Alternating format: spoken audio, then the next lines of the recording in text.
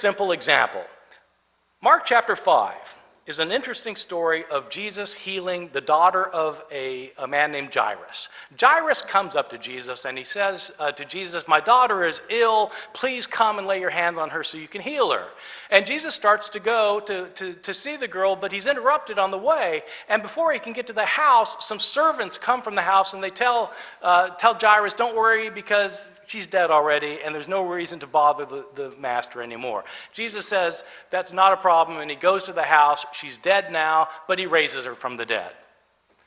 Beautiful story in Mark chapter 5. Matthew also tells the story in Matthew chapter 9. But in Matthew chapter 9, when Jairus comes to Jesus, he says to him, "My daughter has just died. Can you do something?"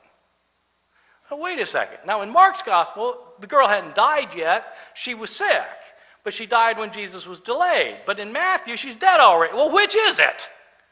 Now, many of you are saying, who cares? Well, it's a little detail.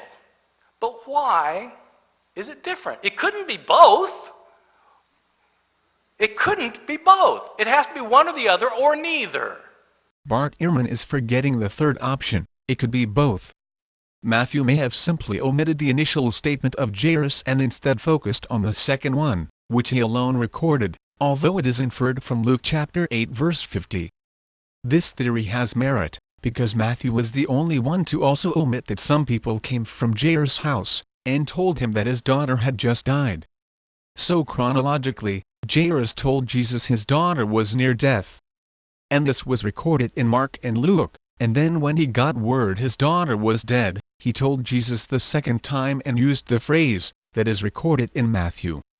Luke chapter 8 verse 50 corroborates this by stating that Jesus replied back to Jairus after he had learned of Jairus' daughter's death.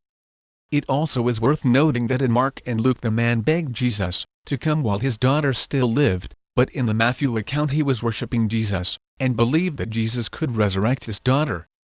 This would further confirm that Matthew omitted or condensed the first discourse with Jairus, and focused on the second one after Jairus had been told of his daughter's death.